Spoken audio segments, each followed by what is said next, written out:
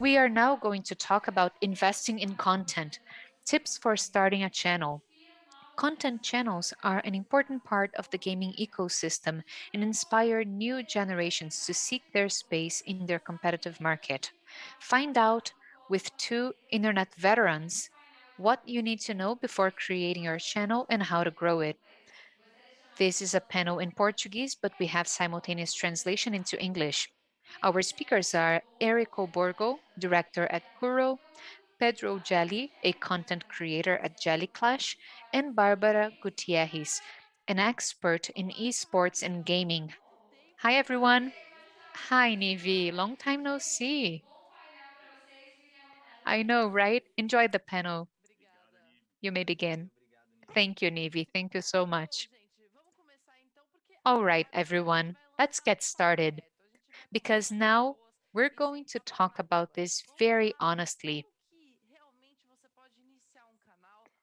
Let's tell people how to start a channel, how to start producing content, and how to do that without being so afraid before taking the first step. Erico and Gelli, I think we should start off by talking about your experiences. Let me give the audience a bit of context. I'm just getting started. I started my channel a month ago, basically. And that is why I'm here, because I want to understand this market in depth. And these two speakers are amazing at what I want to do. They are experts. And I'm taking a look at the chat, and we can get questions from the chat. So please send questions to these amazing guys. Erico, let's start with you. We can talk about your background in content production and also Huro, and then we can hear from Jelly. Thank you, Barbara. First and foremost, good evening, everyone. My name is Erico Borgo, and I started working with the internet a long time ago. I've been working as a content creator for 21 years, and I've been working with the internet since 95 or 96, I think. Barbara was not even around here. She hadn't been born. Oh, come on. I was born in 92, so yeah, I was a toddler. Yeah, at least you could crawl around. And I started creating content online in the 2000s with a website. I went through the step by step of creating content online. I started with a website, then we had social media and Internet 2.0, then we had videos, and then social media or social networks. And I started a website called Omelete. But I left this website last year, and now I started a new channel called Huro. And it's been a very interesting process because I'm relearning a lot of things. And I think this is important to mention. Whenever you start over on the internet, it is as if you were a noob all over again. You need to learn how to do things. You need to revisit what is and what is not working. But this is the experience I've had with online content. Yeah, as he was saying, he has been around for a long time. But what about you, Jelly? Tell us about your experience. You have two channels now, right? Three, actually. Wow, three channels. And I'm struggling with my one channel.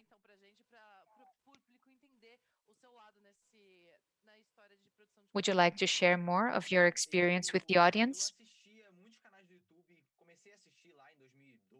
I started watching YouTube channels back in 2012, and I thought it would be impossible to grow on this platform. But I started playing Clash, and I got really addicted. I would play for hours at a time every day, and I played for years until I had the idea of creating this channel, and I did at the end of 2014. It's been 6 years. I was 18 at the time. I had just started college, And I think I was successful because only a few people were producing content on mobile games at the time. So it was myself and a few other guys who were dominating the mobile game streaming services. My channel grew fairly fast, fairly quickly. Then I started creating videos for other games, for any games, and I understood that YouTube would be better with its performance with niches. So I started with Clash at the beginning and I focused only on that, but then I started playing other things as well because I was just having fun. And right now I have almost 2 million subscribers. And 8 months ago, I created Gelli Tips because I realized that some people struggled with growing their YouTube channels. So I put everything I learned together to help these people. And as Erico was saying, I had a fear of failure at the beginning because even though I know a lot, it could go wrong, but it went well. And this is good. I was able to verify my method. And right now, with the other channel, we have 800,000 subscribers. Good. It's interesting to see that both you and Erico, either in gaming or pop culture, you were both innovative in bringing high quality content to YouTube. You were pioneers in this sense. And right now, we do know that being original and having new ideas is important, but there's something else that's extremely important when we talk about content. Because a lot has been done and we do need to recycle ideas. But it is very important to be persistent. Can we please talk about persistence? Because right now, it is hard to have original content, but it's not only about originality. We need to be consistent and we need to be persistent. Can we talk about that? Yeah, persisting is extremely important because at many points in your journey, it will seem like everything is going wrong and that you're flopping, right? Yeah, for sure. It's really hard. We started Omelette in the year 2000. And what I was able to make a living with it and quit my other jobs only in 2008. I spent 8 years to get there. And of course, we're talking about, the past. We didn't have platforms to pay us back then. Nowadays, I do believe it is easier to monetize this kind of activity. If you're able to accrue an audience, you're able to start getting some kind of revenue off of it. But before these platforms, because right now YouTube can pay us, or TikTok or Twitter, yeah, even Twitter right now with the tip system. Yeah, exactly. And with these new systems, we are trying to share the pie. But before these platforms came about, we relied on advertising only, and actually, no one was used to paying for anything online.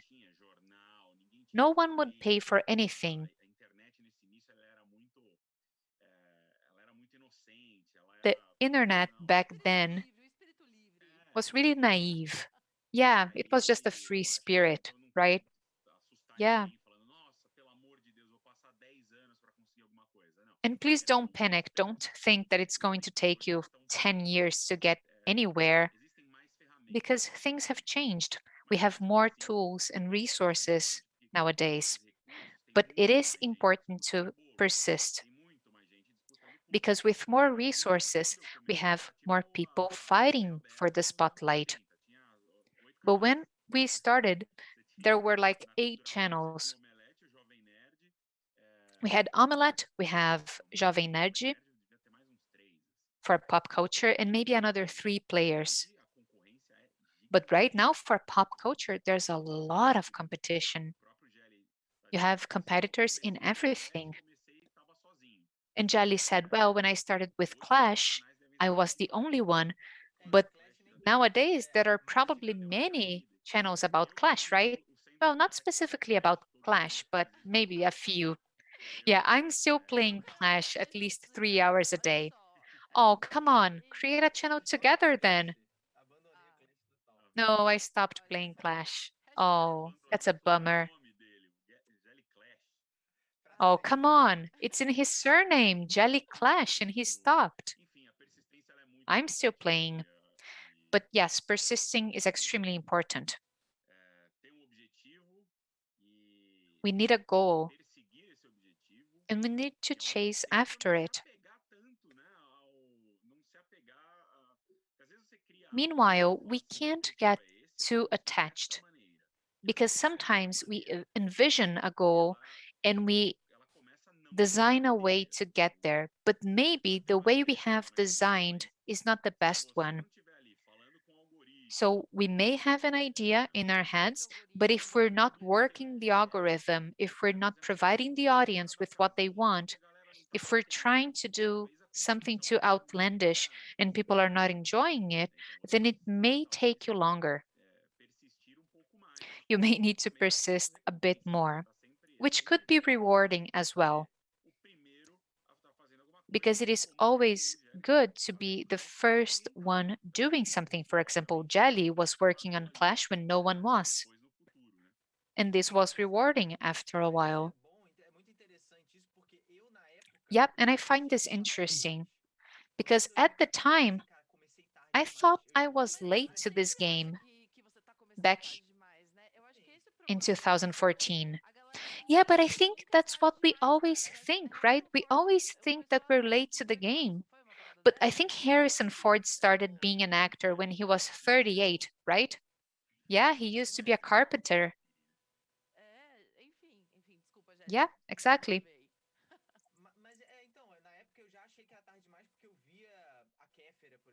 And at the time, I thought I was late to the game because I would see Kefra or Figueiredo, and they would have millions of followers, and I was just getting started. And I felt like there were too many people in this market. And I wasn't the first one with the Clash, but I was one of the first. And I was the first one working with daily content for Clash in Brazil. And then after my success skyrocketed, other people started doing the same thing I was doing. And I felt this journey wasn't really hard for me, especially during the first year, because I got almost 200K subscribers in the first year. But when I went from Clash to Free Fire, I basically lost 70% of my audience. And that's when I went into crisis mode. I went crazy because I thought I would have to go back to college. I had dropped out of college 1.5 years after starting the channel because I was making a living. And I thought I would have to go back to college because I would make money out of AdSense. And I knew nothing about anything. I was 20. I didn't know how to make money otherwise. But then, Facebook came around and I was able to get a bit more level headed and understand that the audience would not abandon me, at least my current audience.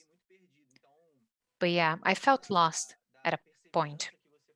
So persevering is very important, Barbara, as you were saying, because even though right off the bat I didn't struggle to grow because I was doing it from day one.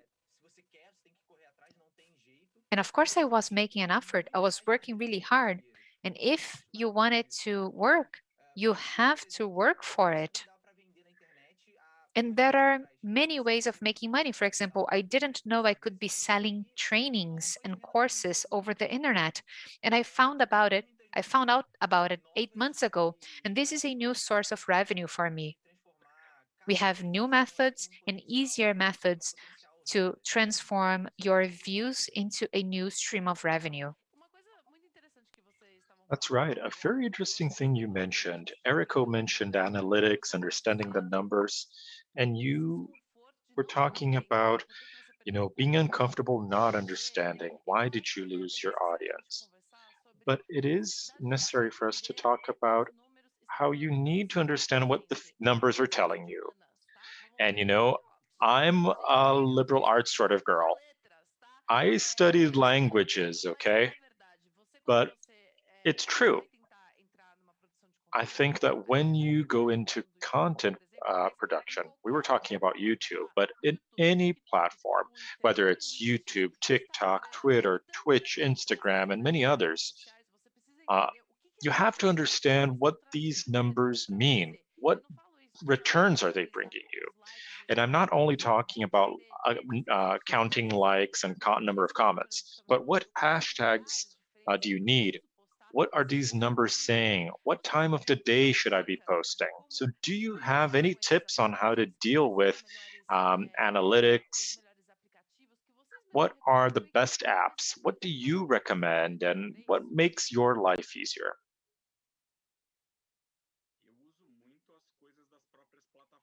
I use the tools provided by the platforms themselves. Yeah, they're great. Especially Google platforms, they have a lot of insights. They're a bit rougher, they're a bit more difficult to read, but they do have a lot of insights. Most platforms, when you have to join different sources, you have to pay for. So that might not be the best if you're starting out. It's important to learn to read the numbers in YouTube, for example. A good tip is this: every name has a question mark next to it. So if you don't understand what it means, follow it. Click on the question mark button, read what it says, see what that means, read below. There's a lot of literature on YouTube. There's so much, it tells you so much, and you have a lot of training in YouTube itself that you can take. So, how to create a thumb nail, how to create a good title, good practices, what you shouldn't do. There's a lot to read and to watch. So, if you feel a bit confused, if you feel a bit overwhelmed, if you don't know what to do with all the numbers, if you don't know what relevance is or any of the other figures there, normally the platform itself will tell you. And it's just a matter of taking some time out of your day to study. Because it's not all about generating content. You might be throwing that content away. If you study, if you try to create the best content possible, but if you're not using it well on the platform, it won't understand what you're creating. So you need to be able to speak the same language as the platform so that it will understand and pass it on to your audience. And what tips do you have, Shally? Well, like Erico, I usually analyze using, usually use the analysis that the tool provides. I really focus on YouTube. I like how YouTube works because it only depends on you. This is different from other platforms where you depend on an algorithm that, most times at least I don't understand. Maybe because I've never tried to understand it, to be honest. Maybe I didn't want it, but anyways,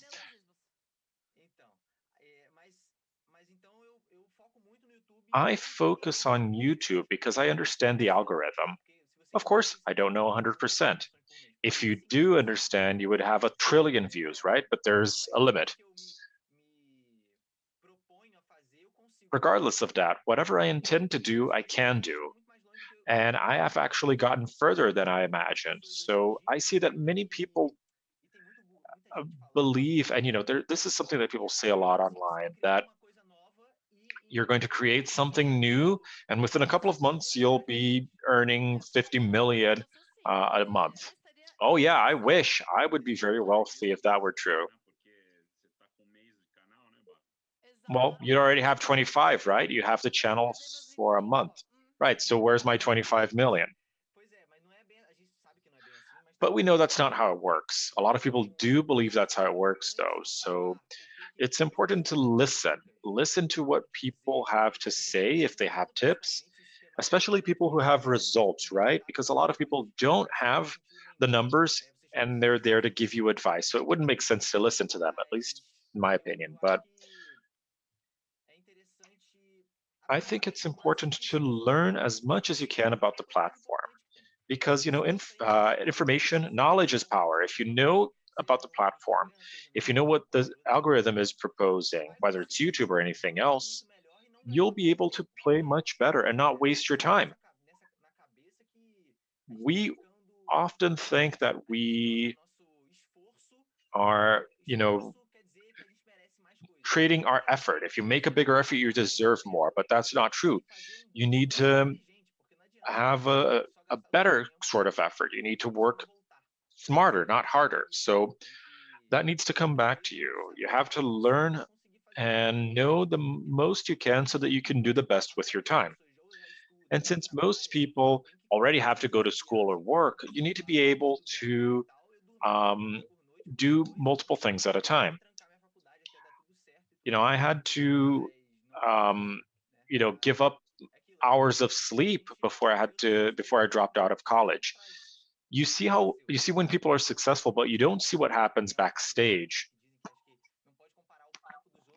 They say that you can't compare others' success to your effort. That's right. People say that you look at my success, but you don't see the trail I've walked. So, oh, wait, we were corrected. So Harrison Ford was 35 when he was in Star Wars in 77. So thank you. So it's never too late to begin. In fact, this is a good segue to one of the first questions we got from the chat. So let me read it. Is it worth starting a channel in 2021? Is it difficult to be innovative today with so much content online? It is difficult, but I still think it's worth it, right? Everything's worth it. All you have to do is try. What do you think? Of course it's worth it, especially if you have something to say, right? I think that's the first point. You need to have something to say. Content is king. Content is what's going to make you stand out or put you at a different level. Content is what's going to start your relationship with your audience. It's always about content. It should come first. And the way you deliver your content, that comes second, but it's also very close to first place. But it's true. I started a new channel 2 months ago. Kuro's not 2 months old yet. So within a couple of days, we'll be 2 months old, actually. So it's true. When I began, I made the first nerdy video in the Brazilian internet, the first um, TV show about nerd culture with two guys in front of a camera was for Lani and I years ago. We had our own player actually. We didn't even post our videos to YouTube. And of course, we didn't have a lot of people watching because people were not even used to watching videos online. You didn't have broadband. With broadband, things got rolling. YouTube got started. More people were watching videos online, but we also started training people, right? Our watchers started doing their own thing. People who were watching for Lani and I were thinking, that's great. I can do that too.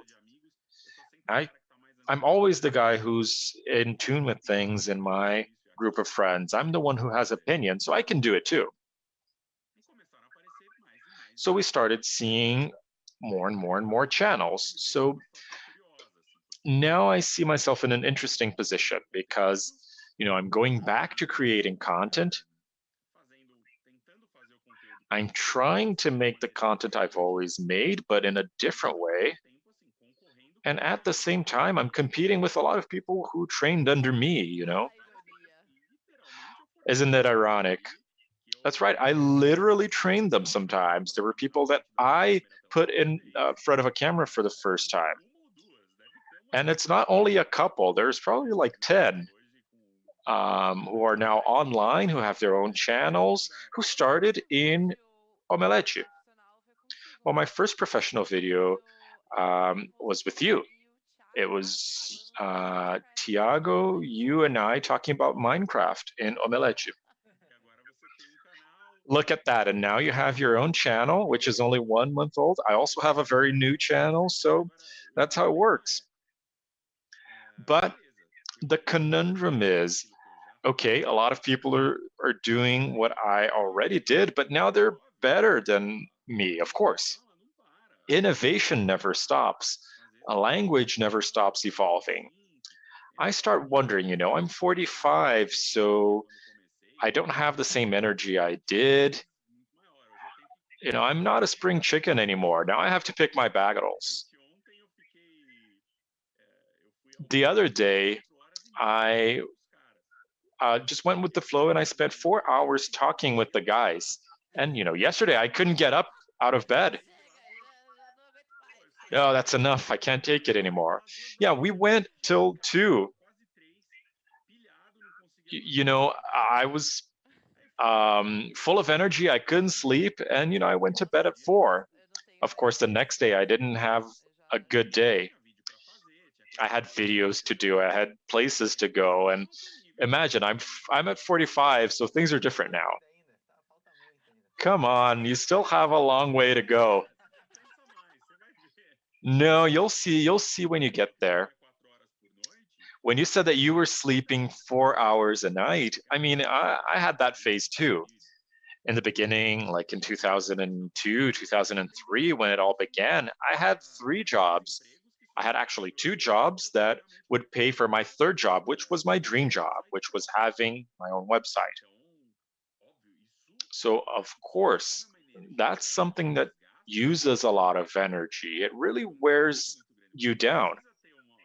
You have to, I'm not saying, that it's too late for those of you who are over 40, but you know that the effort you need to make, the physical effort that you need to make, makes me think twice. Okay, I'm doing very well. I'm healthy. I'm fit as much as I can. I'm trying to keep a healthy lifestyle, but there are some things that you have to worry about. I didn't before. I would just eat any sort of junk food and then sleep for a couple hours, and I was fine the next day. Yeah, and have some Red Bull. Things were easier back then, so that's how it goes. I know I can't compete at the same level with some kids who are 15 years younger. And, what can they do? They can record all day. They can be there talking all day, creating content all day. I get tired if I do that. I get mentally exhausted. I could do it in the past, but now I can't anymore. And in fact, I don't even want to. I don't even want to be in front of a camera for that long. Yeah, that's nuts, isn't it, Erico? Because we're talking about, if it's still worth it, if it's still a good idea to start, but you have to understand what your thing is, what sort of content you want to make. What do you want to talk about? Because you need to be proud about what you're doing, right? If you're going to wait for the approval of others, if you're going to wait for the views and for the likes, that's not going to fill you. That's not going to fill you up. The numbers are not going to fulfill you. You might get the result, but you need to be proud of your end product, of the fruits of your labor. I'm not sure if I'm going too far, if you agree with me. Yeah, I agree. You have to get started, right? You can't get anywhere if you don't get started. You can't reap what you don't sow. We don't know whether this is going to happen 3 months from now or 3 years from now. But usually, most people who get started on YouTube and who are now successful started from scratch and had to struggle and hustle for years before getting financial rewards. And I did it, I persisted, I persevered, and things worked out for me. Some people didn't. And when I had zero views, no views at all, some people were just mocking me, making fun of me. And I did something about it, and they didn't. They could have done something about it. But there's no way out of it. If we want to get somewhere, we have to work for it. And when you want to grow in social media and you want to have an audience and you want to talk about something you love, it's about having a dream. Because most people think about the money we're going to make, but they are not willing to put in the effort. And if you don't work hard, you're not going to make money. And it's about creating content. Anything else is just a consequence of the good work you've done. That's what I believe in. I started doing this work because I believed in it. And let me add something to that. I think it is also important for you to understand where you could be adding value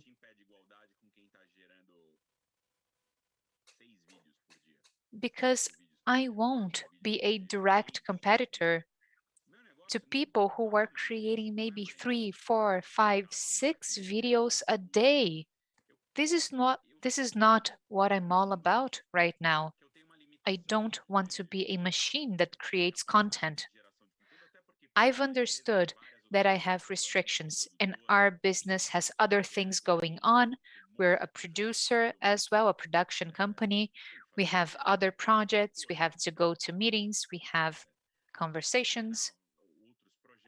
We have to plan for other projects and other endeavors. We have to help other creators that we are now helping at Muro. So I don't have all this free time. So how can I stand out? If I have an hour, in that 1 hour, I have to create high quality content. I have to stand out from the competition. And I need to figure out what my competitive edge is compared to someone who is 15 years younger. And my competitive edge is experience. So that's it. Whenever there's a new show out and people analyze it very superficially to post it as soon as possible and to get their videos first on YouTube, I actually choose to publish my videos the day after. And I know I won't be in the first videos that get indexed by YouTube, but I know I will be working on the long tail, probably with a longer tail, because I will have more in depth, complete content. And I will probably think about things that my competitors haven't thought about because I've been reading comic books and watching movies and playing video games far longer than them. I've played titles that some people only read about on Wikipedia, or they have to download an emulator to be able to play those games. So I understand this is my strength. And right now, this is the competitive edge I'm trying to take advantage of. This is how I want to rejoin the game. And it's been working. You know what else? YouTube takes a while to figure you out and to understand your channel and understand the kind of content you're creating. And now YouTube understands that we have slow content at Huro. It is not clickbait. It is not something people have to watch right then and there. No, it is things that people are going to check out when they have some time to watch it.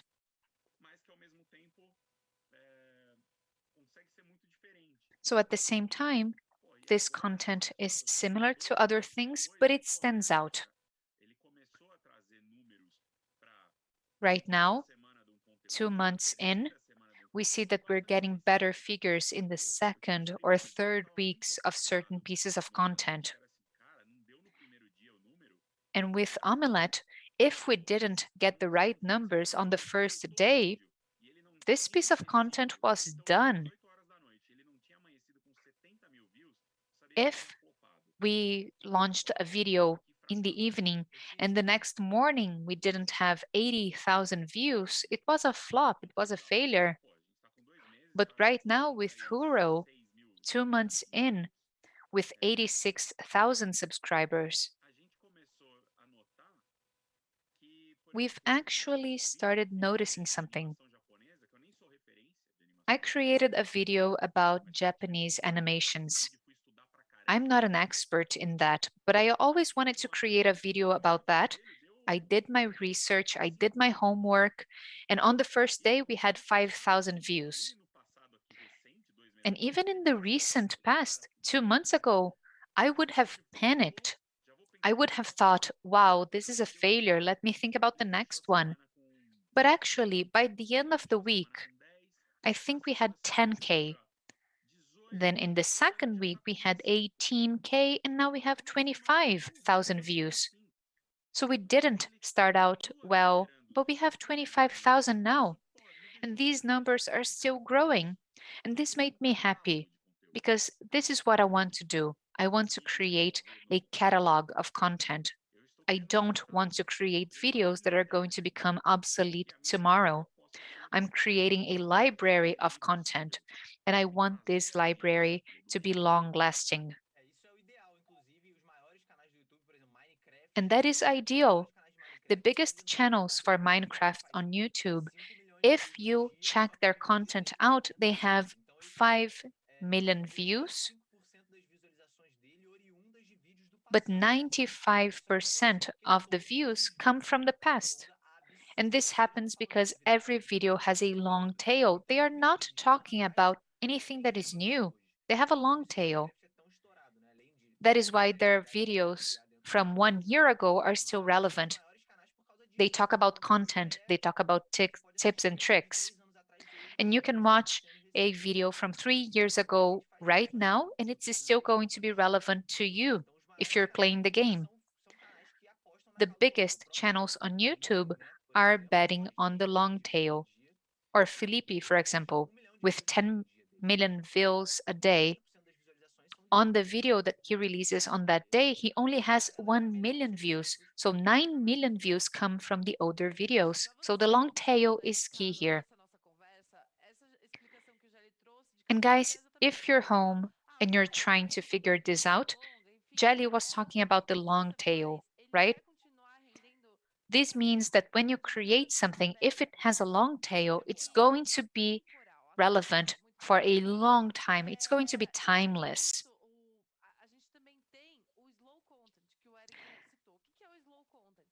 And we also have the slow content that Erico was talking about. And slow content is content made with a lot of love and care. It is content that takes longer to produce, takes more research, takes more production time, because you need to be thorough. And usually, slow content has a long tail. Now, let me ask you something else. How can people choose the best format for their channels? Because, yes, we have slow content and long tail content, but we also have quick content bringing us a lot of good results. But it all depends on the topic, the format, the personality.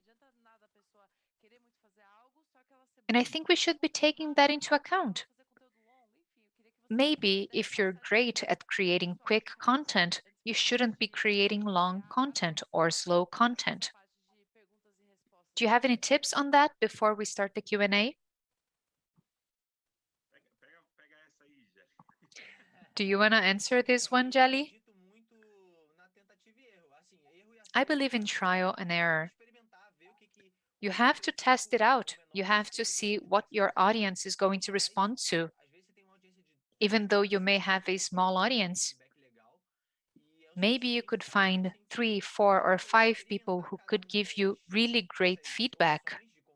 And you should be experimenting with all of these options when creating content to figure out what is better for you. For example, with my video game footage, I never created a script. But then with my second channel, I had bullet points and a script, but I hadn't done that thus far. And not having a script would really work for me because this is what I liked. People liked it as well, and my competitors were doing the same. So it worked for me, but it may not work for you. You may need a script. You may not be able to be eloquent in front of a camera at the beginning. It took me 2 years to be able to talk properly in front of a camera without stuttering. And I still do. Yeah, we still do. And I do because it's the way I speak. Yeah, I know, of course, we do stutter a little bit. Everyone, we need to stop and think about things. Yeah, but I believe in trial and error. You should be experimenting. Yeah, agreed. And it's better to make mistakes when you're getting started because it's so easy. It's a small fall. You're just going to scrap your knees.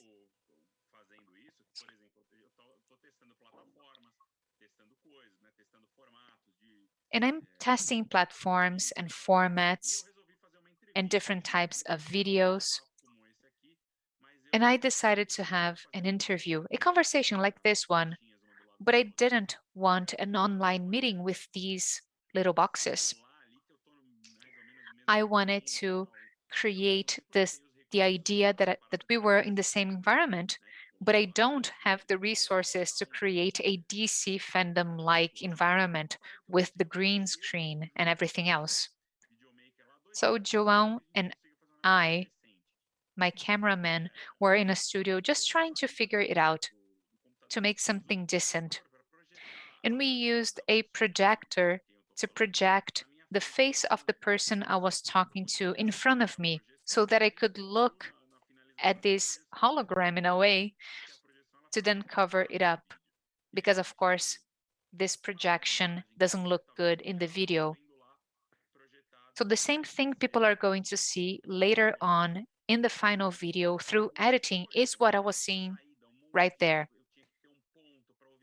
And of course, we needed so much technology for that. It was a bit more elaborate than what I'm used to doing at home with one single software. And of course, I'm not going to have an international interview with Robert Downey Jr. live and test this kind of method for the first time there because it could be really bad if things went wrong with Robert Downey Jr. So, I invited a friend to test it out. And if it's a failure, that's okay. That's not a problem. So don't be afraid of making mistakes when you're just getting started. If you want to create a format or create something and it's not working, do not get attached to it. Let go of it. The only thing you shouldn't let go of is your essence, your core. Who are you? In essence, you can't change to please people. This is never good because you'll never be your authentic self if you do that, and your audience is going to notice that. And I'll give you more. If you get too connected to a single idea, it's because you're not creative enough. Yeah, because you don't have a second idea, right? That's right. So now let's read the questions from the audience. We got a really good one that I wanted to let Sue answer, but then she wouldn't be able to translate into Brazilian Sign Language. Is there a demand for content for the hearing impaired? I'm sorry, I'm a moderator, but I'm going to answer your question. So, what happens is, at least in esports, We have incredible people like Sue herself. I don't know where she is. Oh, here she is, who is a sign language interpreter on esports, so gaming competitions. I think that's very important because we also have a league of the deaf in esports. So if you want to join and meet some guys who really play well, then join them. Anything else to add? I really had to say that. No, that's great. I think you answered it very well. Okay, this is a good one. So Brazil is one of the biggest consumers of video online. So do you believe it's worth it to use other languages to reach an international audience? I've tried. And how did it go? Did it flop or did it work? No, I failed miserably. Why? Well, about 4 years ago, I tried to create Clash videos in English.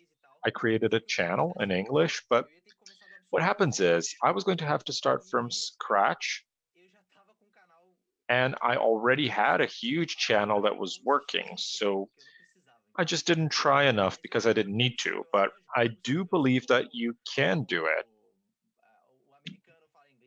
Just as, you have people speaking different languages and trying to enter a different market. Brazil has one of the worst CPMs in history, so it would be worth going into a different niche, especially if you think, well, in English that you're not going to have a lot of competition. It's actually going to be much more competitive. There's a lot of people here in Brazil, but in any English speaking country, it's going to be very difficult. You have a lot more people than Brazilians who speak English in the world. And do you have any tips on creating content for game developers?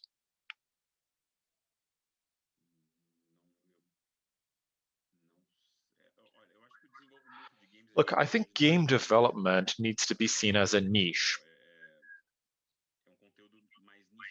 It's a niche content. So when you have niche content, your numbers will need to be analyzed differently. You can't look at it and say, okay, let me compare myself to videos from, Gelli. Let's use him as an example. He has gaming videos with a lot of people, trying because um, you have more gamers than people who want to create content on gaming. So he created his second channel. I'm speaking on your behalf here, right? No, but you're speaking very well. So he created a second channel, which is a channel to teach content creators. He's never going to have the same basis, right? His second channel is never going to reach the same level as his first channel. It might get 30% of the audience of the first channel. And if he were to compare, he might think it's a failure, but you need to compare yourself to others. What is your retention? Are people sticking around until the end? Are they spending a longer amount of time than in the other channel? You might have a smaller audience, but are people watching more? Are they clicking more? Are they sticking around? How are they responding to my content? Are they starting a conversation with me? Is it a better sort of conversation? When I refer them to something, can you tell if they're going, if they're clicking on your links? So these are different metrics. You're creating content for a niche group. So this niche group, of course, is going to be smaller. It's a niche. But at the same time, you can have fewer competitors on this uh, area, which might make your channel proportionally bigger than if you had a mainstream channel.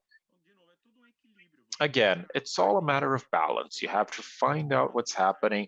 You have to understand things. You have to see if it's working, if it's not working, but you can't compare apples to oranges. That's right. And I have to add something. There's a website I use a lot, which is Social Blade, and it gives you your basic metrics, your views and your follows. And you can look at every YouTube channel there. And something I did with the example you gave, Erico, was that I obviously cannot compare my other channels because they might have 10 million views and Dicas do Gelli has 1 million. But I also look at the other three fastest growing channels on YouTube. They also have about a million or 1.5 million. So I'm reaching the roof, right? I'm not going to have 100 million. If that's my expectation, I'm going to be frustrated, of course. So you need to know what's possible, what has been done. Can you do better? Of course, but you're not going to be able to triple it. You can get close to the record, you might even overshoot it a bit, but you're not going to triple because that's just a set amount of people. That might triple in a couple of years, but out of nowhere, when I'm just starting,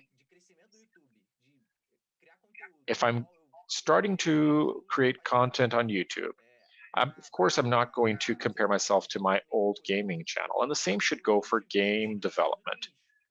Look at your niche and see who the greats are, what kind of content they create, what figures they have, and try to compare it to what you have. Great, everyone. Unfortunately, we're running out of time, so